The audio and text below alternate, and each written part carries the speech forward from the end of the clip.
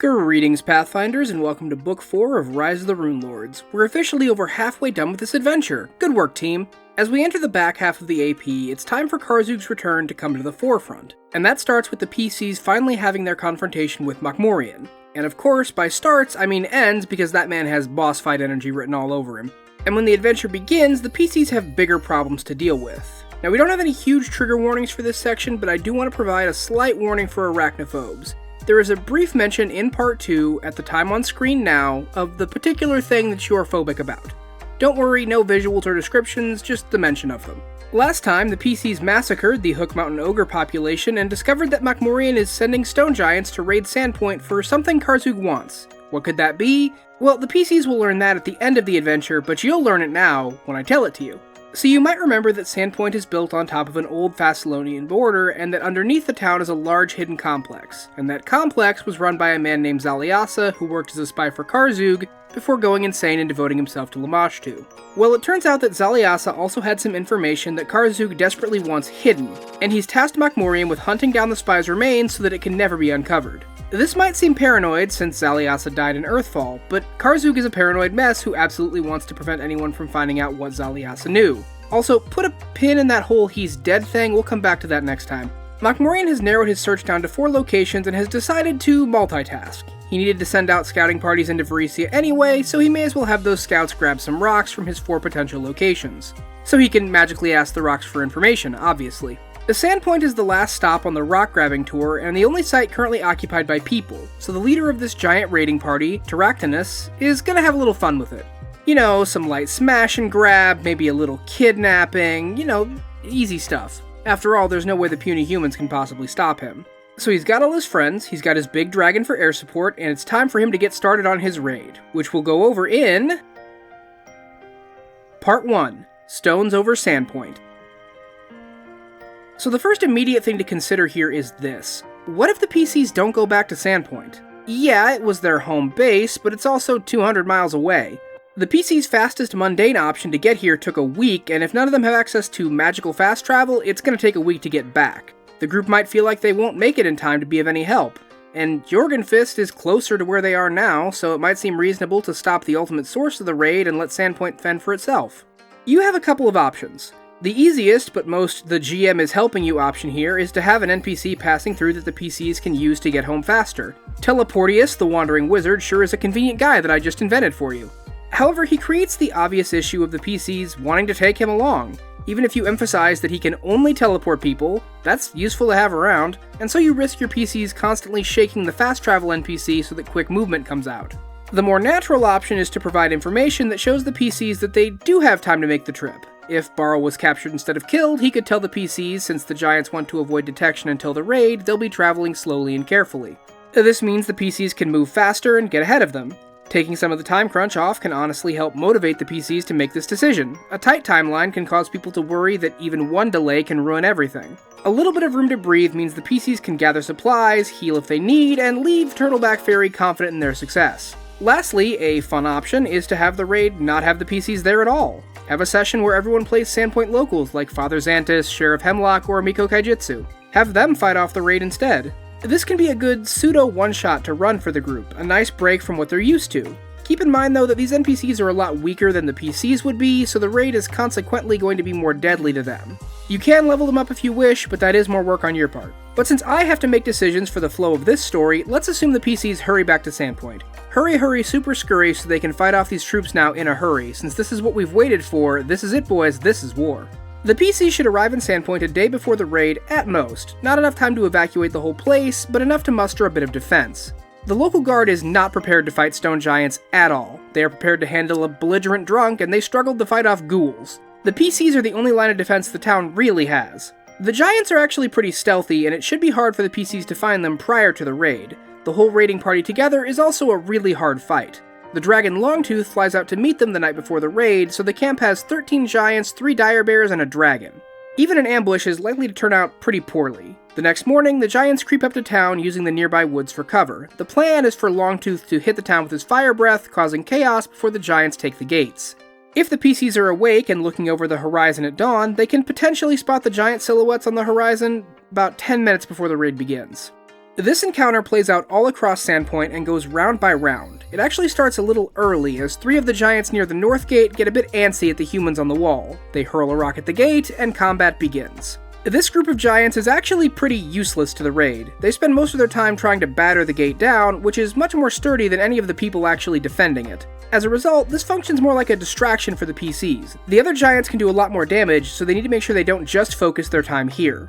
This should become obvious on round 3 when the second raiding party hits Tanner Bridge. The east part of town has no wall to speak of, and the river is only 10 feet deep here, easily waded through by a stone giant. The giants carry large sacks and begin looting as much as they can, using their dire bears to terrify the town and prevent anyone from escaping. The PCs should be able to see this from the northern gate and likely determine the giants who are killing people now are more important than the giants that are hitting a wall. The PCs have a few rounds to deal with these guys before the real danger of the raid appears. Longtooth is a vain young dragon, and this is his first raid, so he spends a lot of time trying to be majestic and terrifying, landing on buildings, roaring at the masses, and demonstrating his power. Longtooth presents the biggest danger to the town for 2 reasons. The first and most obvious is that he can breathe fire. Fire is, and this is real technical, so follow me here, bad. Very bad, for buildings and for people. He can use this breath every 4 rounds and will hit a different building each time. The people of Sandpoint will of course do their best to put out these fires, but the raid and the general confusion make that almost impossible. The PCs might have powerful magic at their disposal which can put the fires out much more effectively. That's going to have consequences though, which we'll talk about in a bit. The second issue here is that Longtooth can fly 200 feet every round and remain at least 40 feet in the air with his fire breath. This keeps him out of almost all the combat in the raid unless the PCs specifically bring him down. An intelligent fighter would use this to his advantage, staying high in the air where the PCs can't properly hurt him. Fortunately, Longtooth is young and vain, easily taunted into coming down for a fight. He's extremely confident right up until things start turning against him. If the PCs get close to killing him, he'll use that same flight speed to run back to Makmurian's main force. If the PCs can take him down, that does a lot to save the town, turning several raging fires into an easily contained single blaze. For the rest of this video, we're going to assume he stays in the air and sets his fires, so you can see the worst case scenario and strive for better in your games. On round 9, 1 round after Longtooth first hits the town, the leader of the raid appears. Taractinus is eager to take prisoners and treasures, but is also fully focused on his mission. He and the 2 giants with him move through the town, making their way towards the Old Light. Unless stopped, they'll reach the location on round 20, at which point Taractinus digs through the ruins for a suitable stone. Once he finds that rock, he'll signal a retreat, effectively ending the raid. If the PCs intercept him and put up enough of a fight, he'll use his horn to call for reinforcements. Longtooth if the dragon's available, otherwise the nearest group of stone giants. On round 12, 2 events occur. Longtooth will hit the cathedral with his fire breath before landing on top of it to roar and shout like a big angry boy. Of course, Sandpoint just rebuilt that from a fire, so only the north wing is flammable enough to catch. Hopefully that won't take another 5 years to rebuild. The second event is an attack on the 2-night brewery. A pair of giants who had gotten distracted arrive late to the raid and are immediately distracted again by the potential for beer. They spend all their time shouting threats at the building and trying to get alcohol. If they are left alone, they'll eventually destroy the building and kidnap Gavin Deverin if the raid reaches round 25. His holy symbol of Abadar is one the giants have been told to keep an eye out for when looking for greedy people to kidnap. Not the most flattering take on the followers of the god of banking, but you really can't dispute it either. On round 16, Longtooth lights another building on fire, this time the Sandpoint Theater. The colorful building is far less fireproof than the cathedral, and if the PCs don't intervene, it burns to the ground. This is also when our last group of giants hit the town. These 3 went around wide and attacked the manors to the south. They actually arrived here much earlier on round 10, but it's only obvious now due to accidentally knocking over a stove and starting a fire. This is our 4th fire now? Good job. If the PCs don't intervene here, the entire Scarnetti family and their fortune is carried off with the giants to act as the sacrifice for the Runewell. If the PCs do manage to rescue the Scarnettis and their money, the family is incredibly grateful and rewards them. Incidentally, this situation also presents an opportunity for the PCs to solve an old town mystery. The giants have removed most of the furniture from the house, which includes a very nice teakwood desk. If the PCs search it for whatever reason, they can find evidence linking the Scarnettis to the burning of Sandpoint's other mills, leaving them as the only game in town. This has already backfired for them, as the criminal gang they hired to do this is now blackmailing them. This evidence can be turned over to Sheriff Hemlock, which ruins the Scarnettis' reputation around town. Alternatively, the PCs can double blackmail them for quite a nice chunk of change. That's the last group of the giants, so these last 2 events only happen if Longtooth is still flying around. On round 20, he lands near the beach and sets fire to the hagfish and the surrounding docks. Then on round 24, he'll head to Salmon Street and hit the Mercantile League, the Fatman's Feed Bag, and all the buildings south of them. This is probably his most dangerous fire breath, since it can spread to almost the entire town from here. With all the fires, the civilians are completely overwhelmed and cannot keep up. Most of Sandpoint becomes a burned mess in the wake of Longtooth's rampage. On round 25, Taractinus will signal an end to the raid and the Giants will retreat, headed back to Jorgenfist, taking any captives and treasure with them. Of course, that's only if everything goes their way. The PCs will be doing everything they can to prevent that. They don't need to kill everyone to stop the raid, just demoralize them enough to make them retreat. The Giants will retreat if 2 of these 3 conditions are met. 1. Longtooth is killed. 2. Taractinus is killed. 3. 8 Giants or Dire Bears in any combination are killed. This will rout the invaders and end the attack on whatever round it currently is. If the PCs want to be efficient, killing the 2 leaders is likely the best idea, since that requires focusing down 2 targets. Now, if Taractinus makes it back to Mokmurian with his harvested stone, it confirms that the Old Light is the place they need to destroy. This is very bad for Sandpoint, because it means Raid 2. Mokmurian is going to be launching a much larger raid in order to get what he needs. This should only happen if the PCs get extremely sidetracked, waiting a month or more to go after the Giants. If the Giants escape, either through the raid ending at round 25 or the PCs routing them, they can be followed back to Jorgenfist, though that's actually harder than you might think. The Giants can carry a lot of weight and still move very quickly, and they are inherently faster than most smaller creatures. Delaying even a day before going after them risks them getting an uncatchable lead. However, the PCs don't need to follow the Giants. It's possible they took a prisoner during the raid who they can interrogate. If the PCs didn't think of it, you might have someone in Sandpoint be smart enough to have thought of it, like, say, Father Xantus using his healing to stabilize a dying giant long enough to tie it up. Alternatively, the PCs could have access to some pretty strong magic at this stage. Many spells exist to find the information they need, too many to list here, but your PCs will probably think of them. Lastly, if the Giants fled without taking too many prisoners, they might try a second raid at night while the PCs are asleep, giving a second chance at taking a prisoner, or the PCs could pursue them and get the knowledge that way. Once they do get a Giant to talk, they will tell the PCs of Mokmurian, their lord and leader. Mighty and powerful, Mokmurian is one of the Ancient Masters reborn, here to lead his people down from the plateau to control all of Varesia. The Ancient Lords they speak of are a combination of Rune Giants and the Runelords, who time and history have kind of conflated with one another. Mokmurian does represent Karzug, though the Stone Giant is keeping that one kinda close to his chest. If the PCs ask about Mokmurian's forces, the Giants brag about 7 of his people's tribes coming together, each numbering in the dozens. Numerous weaker giants like ogres, trolls, ettins, and more have also gathered, and a number of Lamia also work with Mokmurian. Altogether, a powerful army. And while their captive giant doesn't know when they are coming, he knows it soon. They gather at Jorgenfist, where Mokmurian dwells. Lastly, the giant confirms that the raid was here to steal a rock from the Old Light, but doesn't know why. He can speculate it was to divine some information through the stone, though. And thus ends part 1. The PCs know where to go and who to fight, so it's time to make our way to part 2. Part 2. Journey to Jorgenfist. And this part's filler. There's actually a pretty good reason for this. One of the great strengths of tabletop RPGs is the vast amount of freedom it offers. Players have a number of ways, magical or mundane, to get to Jorgenfist. There's no reason they have to take a specific route, so laying one out isn't the best idea. Instead, a few set-piece encounters that can be slotted in anywhere work better, because it doesn't tie the GM down to a specific course of action. As an example, the first encounter this chapter shows is a group of ogres wrestling cattle from a farm. That can happen basically anywhere. As a result, this chapter is very light on story. There is one piece I want to touch on though. If the PCs do make the journey over land, it should take about 15 days. While they can take any route they want, the best one involves heading north up the Lost Coast till they cut east to Ember Lake, then taking the river up north to the Storval Stairs. This landmark is one of the best ways onto the plateau from the lowlands, and so Mokmurian is currently having it watched and guarded. These stairs were built by Karzug and intended to allow giants to better carry things up and down the plateau. As such, they are mostly sized for giants, but usable by smaller people with some effort. The statues of the Runelord flank the stairs, and the PCs might start to recognize this recurring character after a while. There are 6 hill giants stationed here keeping watch. They were tasked with clearing out the monsters that usually lurked on the stairs, so Mokmurian can use them and consider killing the PCs another part of this job. They'll attack the PCs as soon as they see them, raining rocks down on these smaller creatures lower down on the stairs. Once the PCs start killing them, the giants will fight until one remains. This last giant will flee back to Jorgenfist, attempting to warn Mokmurian.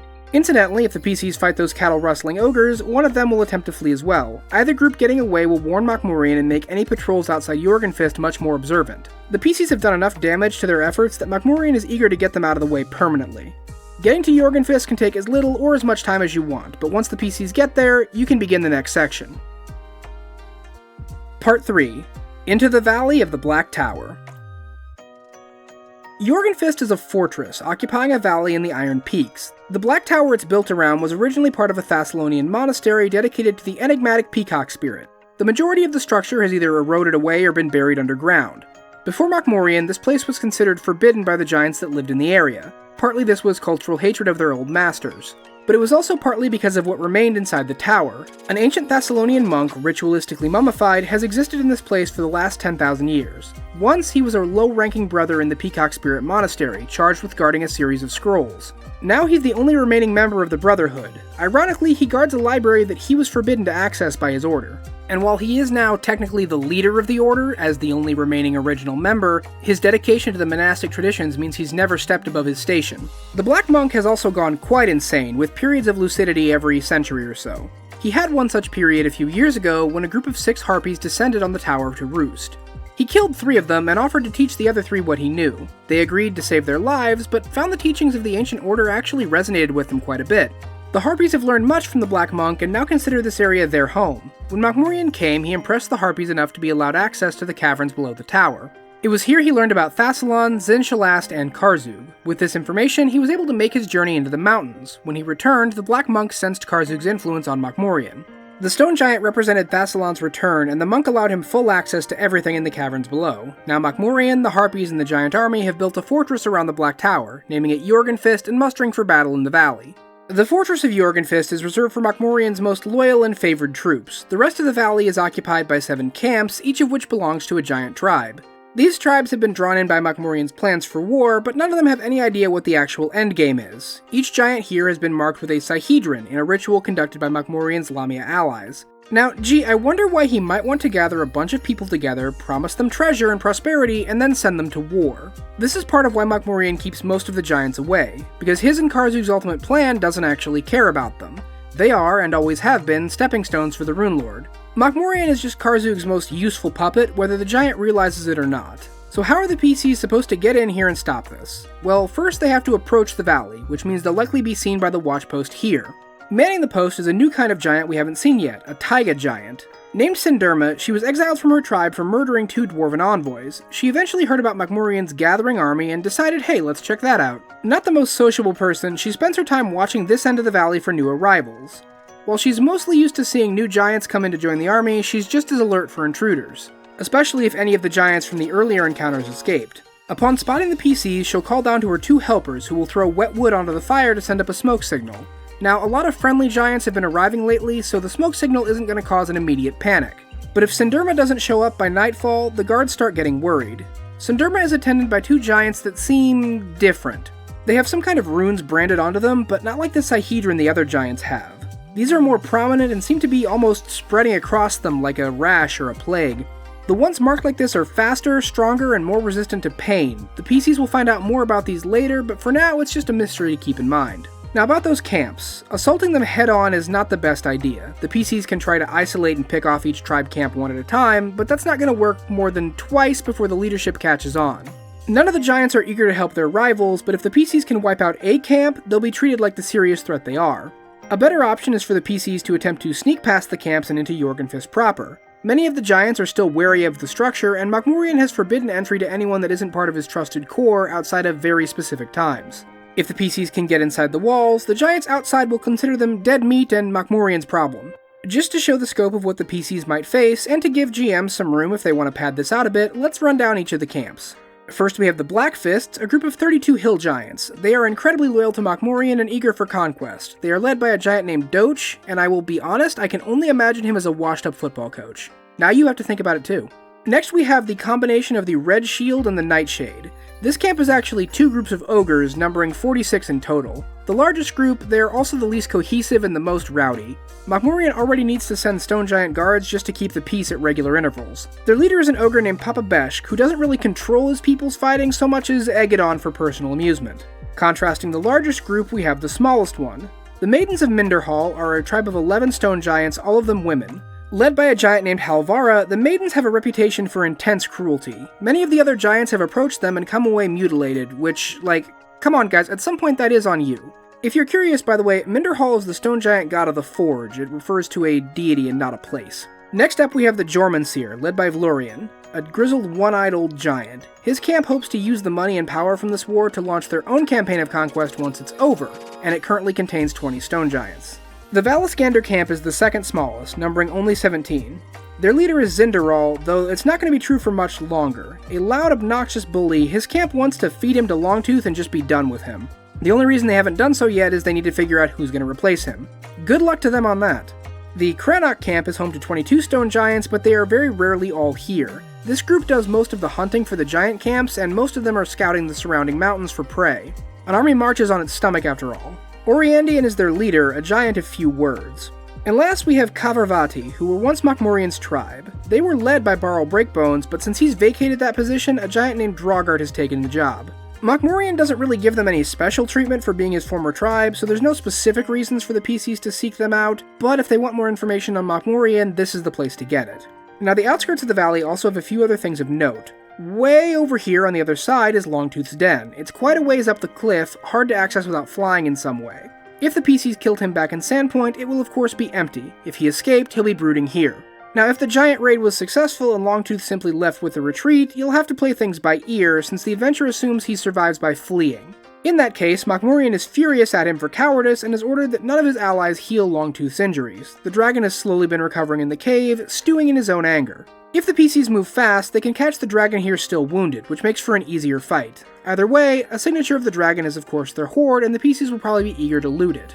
Unfortunately, Longtooth doesn't have any spectacular magical items, but he does have a good amount of money stashed here. Most of it's in copper though, so he's that kind of dork that stores his wealth all in pennies. I assume it's so he can go buy 1 AM pizza rolls at Dragon Walmart without having to stop by an Abadar Temple money changer. Across the valley, the Mushkal River runs along a cliff face with 2 accessible caves. The first one is 50 feet above the ground and inhabited by a group of wyverns. Mokmurian has secured their allegiance for later attacks, but right now they just lair here guarding some treasure. 200 feet higher is a cave filled with spiders, but not normal ones. Mokmurian used a necromancy ritual to turn them into horrible creatures called death webs. Now there's actually a reason to enter these caves beyond treasure. In the back of the Death Web cave is a secret door that leads into the complex below Jorgenfist. If the PCs are worried about getting past the giant camps, this is a great alternative way into the fortress. Speaking of getting into the fortress, the main entrance is a large stone gate that requires incredible strength to open, and it can be barred by a thick slab of stone, which makes it nearly impossible. And I mean like DC 50 strength check impossible to open.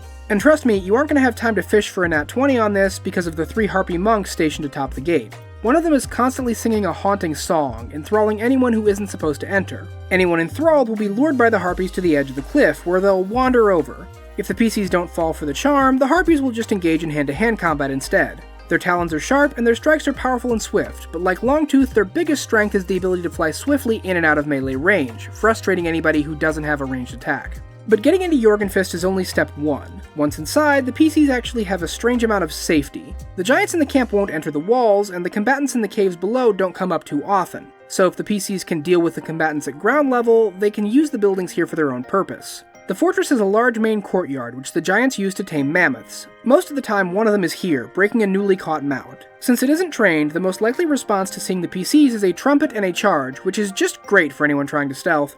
Most of the residents here won't come to investigate a fight, but there is a giant in each tower along the wall. They all have a pile of rocks for throwing at enemies outside, but they can just as easily throw rocks into the fort. Sound can also attract a pair of rocks who nest in this tower up here. The stables here are used to house 3 trained mammoths. The PCs can keep them calm if they know what to do, but if they can't, the beasts will trumpet, alerting other guards. Across the fortress is a feast hall, which is currently used to store supplies and guarded by Mokmurian's favorite pet. A gigantic cave bear, it will attack anyone shorter than a giant who enters the hall. This building is a guest hall for 2 frost giants whose tribe Mokmurian is currently courting for an allegiance. While his other troops are powerful, none of them can match a frost giant.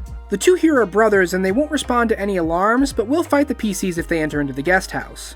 And of course, we have the big tower that started all this, located here. The exterior is more ornate and clearly of a different construction than the surrounding buildings. The interior is far colder than it should be. Frost lines the walls and floors, making them slippery and dangerous. The middle of the room has a trap door that opens on a 50-foot deep shaft leading down into a crypt, filled with the same supernatural cold. The Black Monk lurks in this tower, his insanity having returned. His body is wrapped in bandages, his legs forever bound together into a single tight roll. He moves through telepathy, which lets him use his own body as a weapon despite the wrappings. As stated earlier, the Black Monk didn't have a high rank in his organization, meaning he has never actually read the scrolls he guards so jealously. All of them are contained in an intricately locked tube the monk clutches tightly.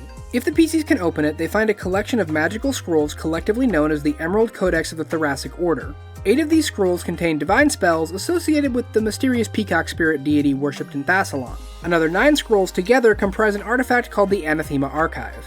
Now this is the first artifact we've really come across, so allow me a brief aside. Artifacts are powerful magical items, capable of doing incredible things far beyond what normal items would be capable of.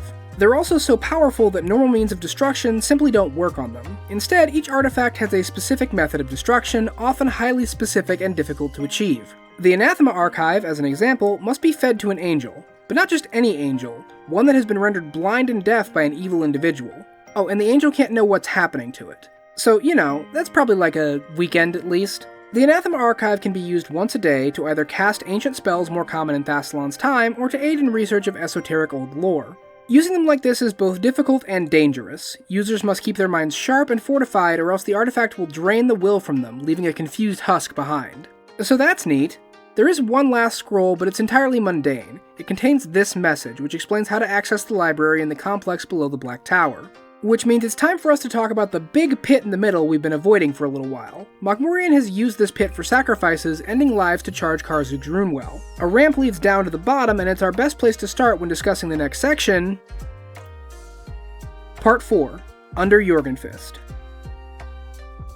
The first encounter the PCs have down here depends on how they enter the location. If they come down after raising an alarm, the PCs will find 4 stone giants waiting in the tunnels. If the alarm isn't raised, they'll find one of their only allies down here instead. Kona the Wise is an older stone giant woman and was once leader in Mokmurian's tribe along with her husband. They were the ones who exiled Mokmurian and the ones he returned to enact his vengeance on. Perhaps if they'd been a little bit more understanding or a little less shitty about his height, things could have gone differently. She'll get the PC's attention by signaling them to follow her into this chamber.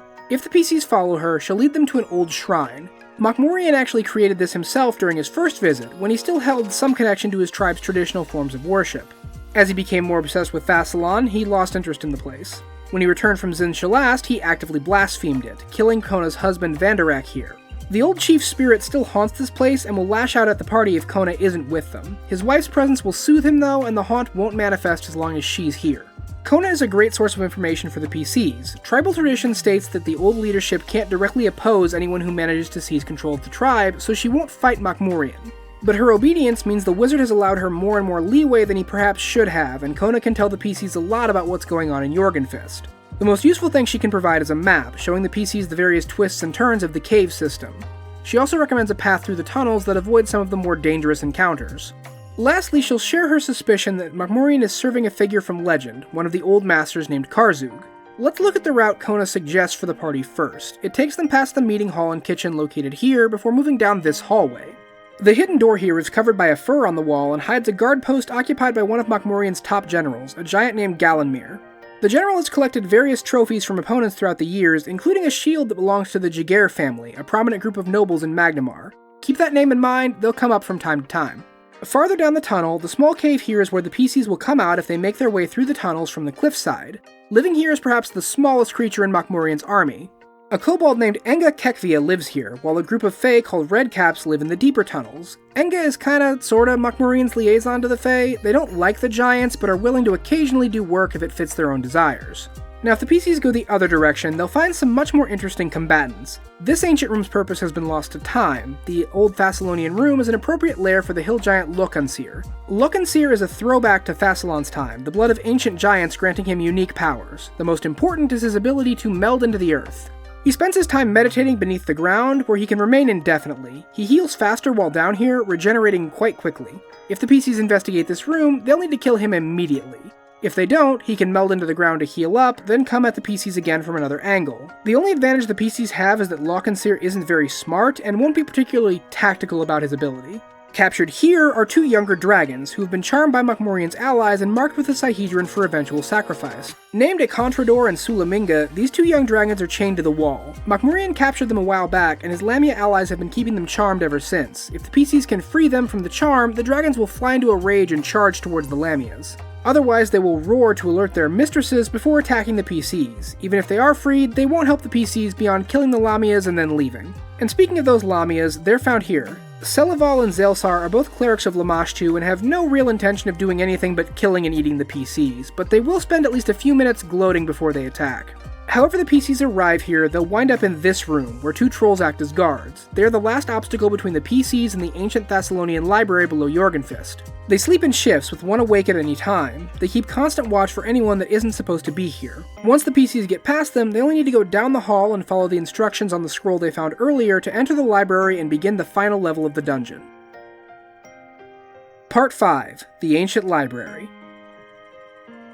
The halls of the library down here look weirdly alien because all their hard angles have been smoothed and polished away. There's actually a reason for that, but we'll get into this later. If you know, you know. Some of Thassalon's preservation magic has failed, and a few of the halls have caved in. The PCs can dig their way through, but it's honestly not the best idea. Not because it's super dangerous, but because there's nothing fully blocked off, and it's a huge waste of time compared to just finding a way around. The first room they find contains another strangely marked giant, similar to the ones that helped guard the entrance to the valley. This giant's proportions look strange and warped, which is actually not a result of the process that altered him. Rather, it's a result of this room, which warps the proportions of people who enter it, shrinking them Alice in Wonderland style. Wonderful when you're already fighting creatures larger than you.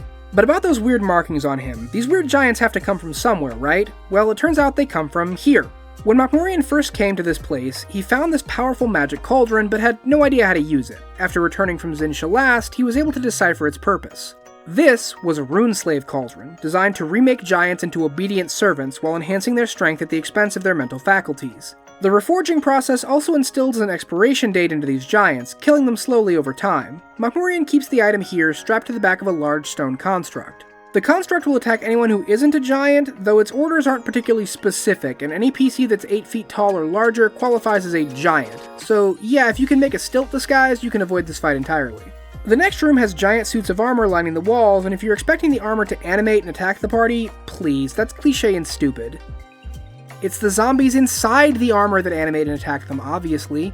The strongest fighter here is a headless ogre zombie who uses a pair of axes in combat. Lacking a head doesn't impede the zombie at all, in fact it makes things worse for the PCs. The creature can communicate with its own severed head and show whoever possesses it what the body would see.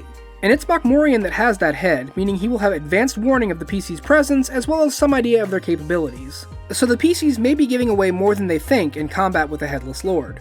This small side chamber here is technically the lair of our next creature, but that's probably not where the PCs will encounter it. Makmurian's most vexing enemy when he first came down here is a monster called a Forge Fiend. Also known as a Skendrig, these creatures were actually native to the plane of Earth, but were often summoned for their powerful abilities. A Forge Fiend has a large mouth on its stomach, inside which is a fire as hot as any forge. The mouth is lined with rows of metal teeth as tough as adamantine, capable of shredding lesser metals like soft cheese. Like the hill giant Lokenseer above, this creature can duck in and out of the walls to hit the PCs at tactically advantageous times. While it doesn't heal quickly like the giant does, it's far more cunning and mobile. It can use the floor and the ceiling too. There's nothing more dangerous than a large metal monster appearing behind the group during a hard fight, swallowing the wizard into a burning buzzsaw mouth, belching slag at the party, and then retreating into the walls, where it can't be harmed while its powers recharge. Now this room is the library, which Makmurian used to gain most of his knowledge. Inside are 24,491 volumes, scrolls, pamphlets, and unbound manuscripts organized by author, title, subject, or date of acquisition. How do I know that? Well, the librarian, of course. An ancient clockwork resides in this room, acting as caretaker after 10,000 years. It isn't hostile, simply speaking to the PCs in Thessalonian and following them around. It looks broken down, unsteady, and is belching smoke, but it still functions properly. This room could be a scholar's treasure, but unless the PCs have specifically sought out the Thessalonian language to learn it, most of what's written here is inaccessible to them without magic. The chamber here is even more dramatically rounded than the others, with almost no straight lines and absolutely no corners. This is by design, as it's meant to trap a specific kind of creature. Those familiar with the Cthulhu mythos might already be able to guess what's in here. May I introduce you to the Hounds of Tyndalos, strange creatures from beyond time that inhabit the sharp angles of reality. They can slip through these sharp angles like sliding between the sheets of the universe. Conversely, rounded surfaces confuse and trap them. Normally, the magic to bind a creature like this only works for a few days, but this room distorts the Hound's own sense of time, meaning Makmurian can use them as guards for years. And last, of course, we come to Makmurian. The giant has ample warning of the PC's approach, both from the Headless Lord and an alarm spell he has placed at the entrance to the previous room.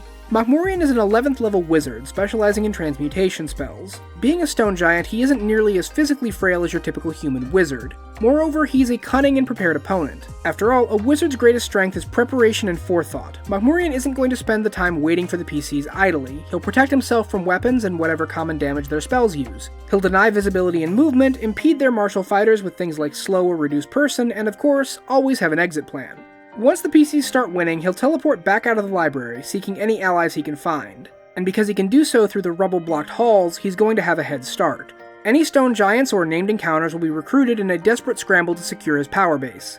If Kona allied with the PCs, she'll pretend to join this group, but betray Makmurian the first chance she has. This will spur about half the stone giants into a coup attempt, which is pretty bad for Makmurian's survival. If that happens, or the PCs lock him down in the chamber below, Makmurian will reach for his final trump card, a scroll of limited wish given to him by Karzug, which he hopes to use to teleport him to Zin Shalast.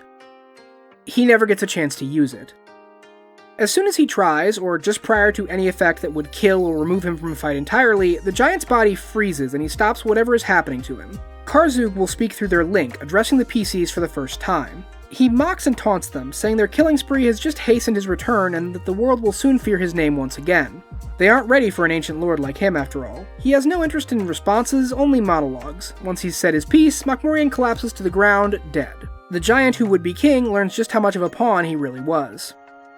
So, time to get looting. The room Makmurian was in contains his library and laboratory, as well as all his personal wealth. Money is nice, but the most story-important thing is the map on his desk, which outlines why he was raiding Sandpoint. He was looking for a piece of something called a Hellstorm Flume to track down the traitor Zaliasa and the key to the Rune Forge. With no way to go after Karzug for the moment, this is the PC's best clue for what to do next, meaning we are once again headed back to Sandpoint. But what about that army of giants? Well, once Makmurian is dead, or removed if you somehow manage that, the group breaks up surprisingly quickly. The ogres and hill giants were barely under control as it was. They'll either tear each other apart in a few days or just get bored and wander off. The stone giants were lured in with a promise of power and wealth, and Makmurian's death puts things into perspective for them. The groups here aren't the entirety of their tribe, just the youngest and most hot-headed of the bunch. Facing consequences, they'll slink back to their people quietly, eager to make amends and put things behind them. Makmurian was the strongest giant here, and if the PCs can kill him, they should easily mop up any stragglers. Any of Karzug's other minions, like the Lamias or Longtooth, that manage to survive will likely flee to Zin Shalast. You can pepper them into other parts of the adventure if you want, or simply have them sacrificed for failure. So that's Book 4. The raid set piece is really fun and can make for a great session if it's pulled off right. On the other hand, it absolutely can turn into a slog or an exercise in frustration for the PCs. If they start getting bad rolls or just bad luck in certain parts, it can snowball in a way that doesn't feel like it's their fault. As fun as it can be for a GM to run intelligent monsters that are constantly countering the PC's attempts to fight them, if it isn't fun for the group, it's just gonna suck. My philosophy is that being a GM is a lot like being a wrestling heel. Your job is not to win, it's to convincingly lose. Jorgenfist is a big dungeon crawl, and that can become a bit of a slog too, especially for a more roleplay heavy group. One thing you might consider is actually having some of the giant tribes be willing to hear the PCs out, or even hide them. Build up a battle between two sides of the army instead of just players killing everything. That'll take a lot of work on your end, but it can help eliminate a need for a long slog through the levels below Jorgenfist. If you want to cut parts out, I recommend moving Kona to the outside level and cutting Part 4 almost entirely. Move the Lamias to the Cauldron Room and have it just stationary there, replacing the construct. Maybe have Luckenseer replace the Forge Fiend, or just cut him entirely if the later creature interests you more. But with Jorgenfist effectively captured, the PCs have free reign if they want to research using the library. This might need magical translation, but that's pretty easy to get by this level. The books can provide a lot of information about Absalom, Karzug, the Runelords in general, and many related topics. The book provides some blurbs to use if the PCs start making checks, and I have a whole video about Absalom that goes over a lot of this stuff. Importantly though, Makmurian destroyed the information that allowed him to actually find the lost city of Zin Shalast, so all the PCs can find here are vague references to the mountain Mahar Masif, where Zin Shalast was said to be built. This search for knowledge can actually be another good lead back to Sandpoint, since there is a scholar back in town that might have some more insight. It's time for the PCs to once again come home, where we return next time for The Sins of the Saviors. Thank you so much for watching, Pathfinders. What was your favorite part of this adventure? We're kind of light on cool NPCs this time, but the Angry Kobold always amuses me, and I like the unique mobility the Forge Fiend offers. As a GM, I enjoy monsters that provide a more lateral challenge for the PCs. Something that can move freely and think tactically always creates a more interesting combat in my opinion. I'd also like to once again thank our patrons. You all really help me stay motivated. Please do all of those YouTube things that I know you know how to do, and until next time, Pathfinders, explore, report, and cooperate.